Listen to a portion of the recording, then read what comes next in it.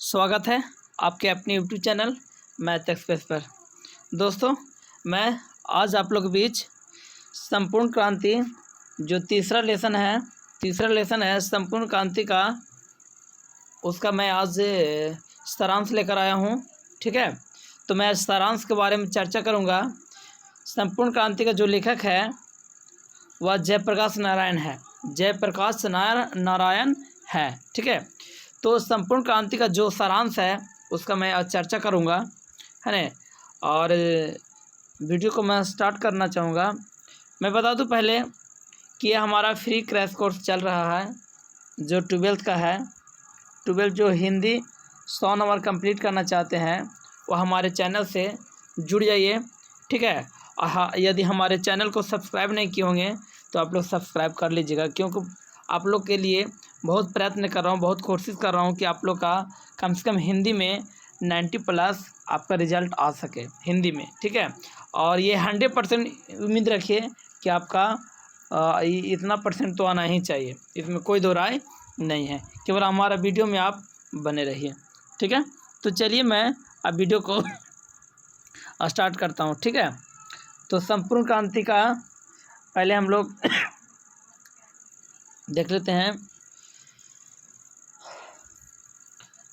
लेखक का परिचय पहले हम लोग देख लेते हैं। ठीक है, लेखक जो जयप्रकाश नारायण हैं, उनका जन्म हुआ था 11 अक्टूबर 1902 को जन्म हुआ था।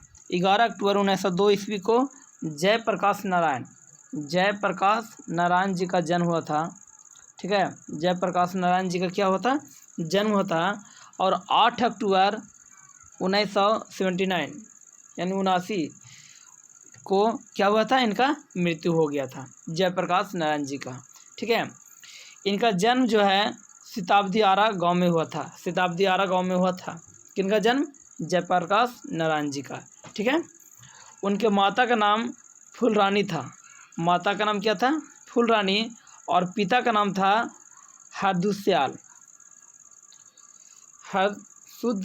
है ना, उनके पिताजी का नाम था। ठीक है, तो चलिए आगे देखते हैं लेखक के बारे में। कुछ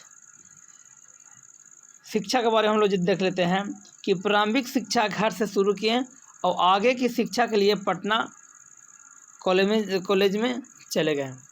जो प्रारंभिक शिक्षा जो है वो क्या किए, गांव से शिक्षा घर से शुरू किए, है ना, और बाद में आगे की शिक्षा पटना प्राप्त किए।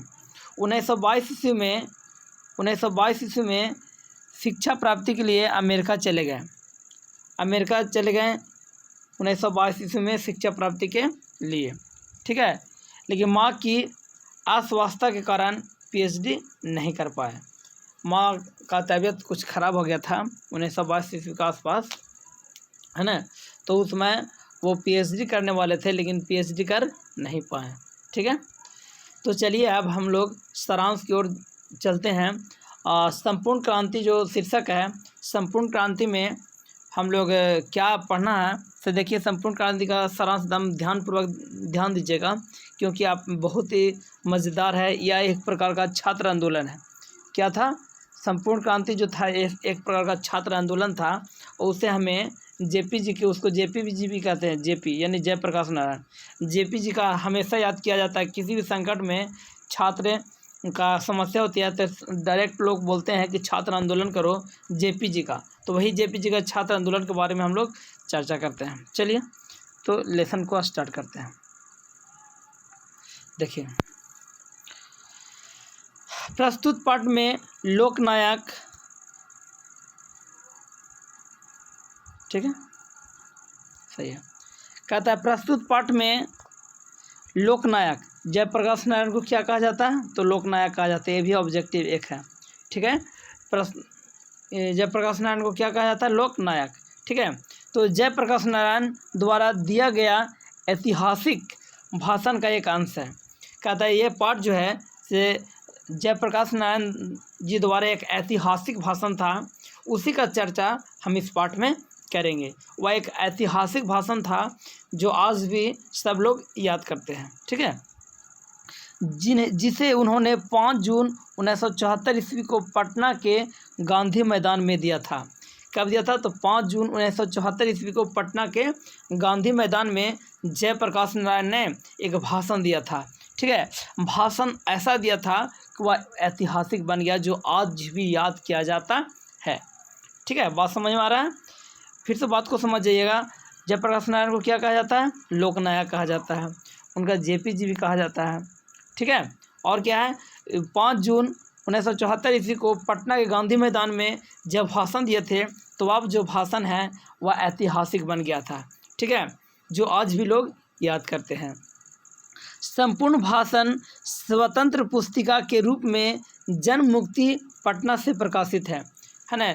उनका संपूर्ण भाषण, जितना भाषण दिए थे, है ना, स्वतंत्रता रूप से पुस्तक का प्रकाशन हुआ और सब लोग मिल के किए और पटना से ही उसे प्रकाशित किया गया। ठीक है, भाषण को सुनने के लिए लाखों की संख्या में लोग पूरे प्रदेश में आ गए थे, है ना। जब जेपीजी भाषण दे रहे थे पटना के मैदान में, तो वहाँ लाखों संख्या में लोग आ गए थे। विभिन्न प्रदेश के लोग भी आए थे उनके भाषण सुनने के लिए, जेपीजी का भाषण सुनने के लिए। ठीक है, जिसमें युवाओं का बोलबाला था। उसमें जेपीजी जो आंदोलन किए थे उस समय, वहाँ पर केवल युवाओं का ही सम्मिलित मैक्सिमम रूप में, अधिकतम रूप में युवा लोग ही उसमें शामिल हो पाए थे, है ना। और युवाओं लोग ने मिलकर ये मतलब प्रोग्राम रचा था, है ना, जो वह भाषण एक ऐतिहासिक बन गया था। नारायण जी कहते हैं कि अगर दिनकर जी और रामवृक्ष बेनीपुरी जी होते तो इसकी कविता भारत के नवनिर्माण के लिए क्रांति का कार्य करती। कहने का मतलब है कि उस समय अगर रामवृक्ष बेनीपुरी जी रहते या रामधारी सिंह दिनकर रहते, है ना, रामवृक्ष बेनीपुरी जी रहते या रामधारी सिंह दिनकर रहते हैं, तो वो कविता लिखते तो भारत के नवनिर्माण में काम आता, है ना, भारत के नवनिर्माण में काम आता। ठीक है, लेकिन वो आज हमारे बीच नहीं है। लेकिन उस समय रामधारी सिंह दिनकर और रामवृक्ष बेनीपुरी जी उस समय नहीं थे। अगर होते तो भारत के नवनिर्माण यानी भारत का निर्माण के लिए एक कविता लिखते जो सब लोग याद करता, लेकिन उस समय नहीं थे। जयप्रकाश नारायण जी कहते हैं कि ये जिम्मेदारी मैंने मांग के नहीं लिया। उनका मतलब कहना है कि हम ये जिम्मेदारी जो है हमने कभी मांगा नहीं था, मुझे ये जिम्मेदारी युवा पीढ़ी द्वारा सौंपी गई थी। कहने मतलब है कि जब संपूर्ण क्रांति हुई थी तो जानबूझ के जयप्रकाश ने नहीं बोले थे कि हमें दे दीजिए, है ना। वहाँ के युवा जितने लोग थे, हमारा देश का जितना युवा थे, खास करके बिहार के, है ना, वह युवाओं ने मिलकर इनको सौंप दिया कि आप ही अध्यक्षता कीजिए और आप ही कुछ कीजिए। वे कहते हैं कि मैंने नाम का नेता नहीं बनूंगा, मैं सबकी बात सुनूंगा, लेकिन अंतिम फैसला मेरा होगा। देखिए, उनका कहना था कि मैं नाम का नेता नहीं बनूंगा कि नेता हो गया, नाम हो गया, तो ये नहीं। कहा सबकी बात हम सुनेंगे, जो भी लोग बोलेंगे सबके बात सुनेंगे, लेकिन जो भी फैसला करना होगा हमें करना होगा, हम अंतिम फैसला हम खुद लेंगे। ठीक है, ये जेपीजी का कथन था। तो ये कथन जो है ना काफ़ी इंपॉर्टेंट आने वाला है ये कथन। ठीक है, कि वे कहते हैं कि मैं नाम का नेता नहीं बनूंगा, मैं सबकी बात सुनूंगा, लेकिन अंतिम फैसला मेरा होगा। ये कथन काफ़ी चर्चा हुई है और ये अत्यंत रूप से अच्छा भी रहा है। ठीक है, लेखक ने अपने परिवार की गरीबी के बावजूद अमेरिका में अपने बलबूते पर पढ़ाई की तथा वापस आकर कांग्रेस में शामिल हो गए, है ना। वो गरीब तो ज़रूर थे, लेकिन अमेरिका में जाकर अपना बलबूता से पढ़ाई किए और जब वापस आए तो कांग्रेस में शामिल हो गए। कौन? जयप्रकाश नारायण जी। ठीक है, समझ में आ रहा है ना। देखिए आगे देख लीजिए, आगे क्या है। जयप्रकाश बाबू ने मिलने बहुत सारे नेता आए, जयप्रकाश नारायण से मिलने बहुत लोग नेता आए और सबने एक तरफ उन्हें लोकतंत्र की शिक्षा दी। सब लोग लोकतंत्र की जो डेमोक्रेटिक का शिक्षा है सब लोग ने मिलकर दिया, है ना, जयप्रकाश नारायण को। दूसरी तरफ लोगों के जुलूस को रोका गया। दूसरे तरफ क्या है, उनके जो लोगों का जुलूस था उससे भी रोका गया। लेखक कहते हैं कि ऐसे लोगों को शर्म शर्म नहीं आती जो एक तरफ लोकतंत्र की बात करते हैं और दूसरी तरफ लोकतंत्र को अपने पैरों से कुचलते हैं। जेपी जी कहते हैं कि लोकतंत्र के जो बड़ाई करते हैं, बहुत बड़े बड़े लंबे चौड़े जो भाषण सुनाते हैं लोकतंत्र का, और वही नेता दूसरी तरफ लोकतंत्र को अपने पैर से कुचल रहे हैं, यानी उसका गलत उपयोग कर रहे हैं, दुरुपयोग कर रहे हैं। जेपी जी का ऐसा कहना था, है ना। उनका कहना है कि एक तरफ लोकतंत्र की सब अच्छे बात करते हैं और दूसरे तरफ क्या है कि लोकतंत्र को पैरों तले कुचल रहे हैं, उनका दुष्परिणाम कर रहे हैं, उनका गलत फ़ायदा उठा रहे हैं। ये ऐसा जेपी जी का कहना था। लेखक के कुछ मित्र उनका और इंदिरा जी का मेल मिलाप करवाना चाहते थे।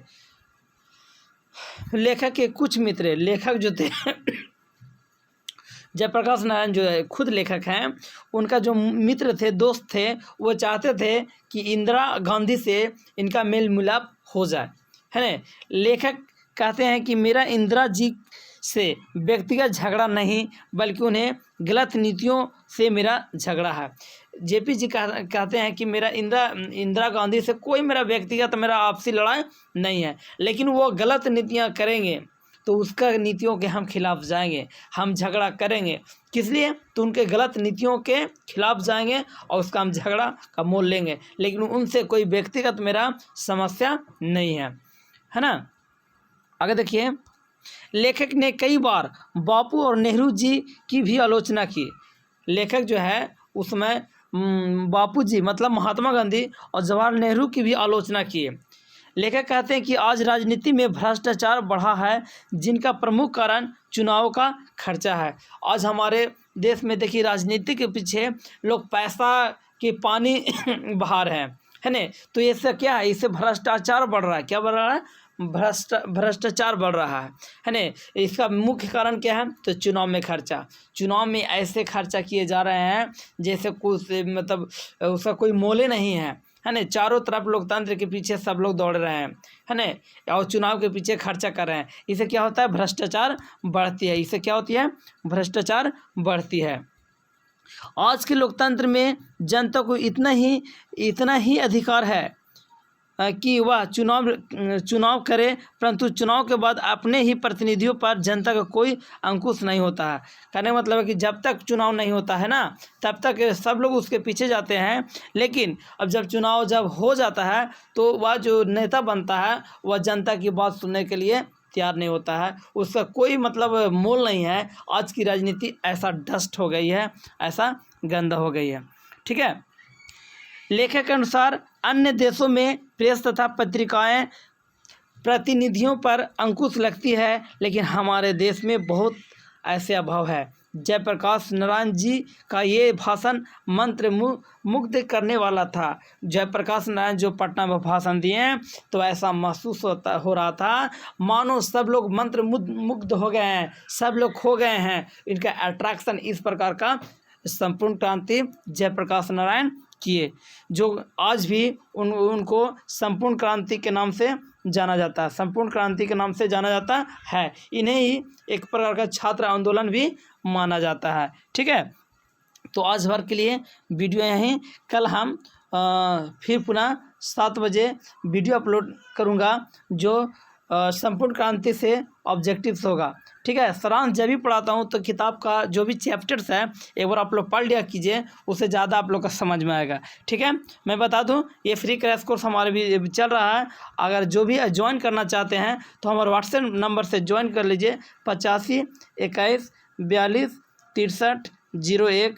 इस पर कमेंट्स कीजिए, मैं व्हाट्सएप से जोड़ दूंगा और रेगुलर वीडियो 7 बजे अपलोड करता हूं, उससे आप लोग देख सकते हैं और हिंदी का तैयारी कर सकते हैं, ठीक है। अब इतना के साथ मैं आपसे विदा लेता हूं, फिर मैं मिलूँगा अगले एपिसोड में संपूर्ण क्रांति के ऑब्जेक्टिव के साथ, ठीक है।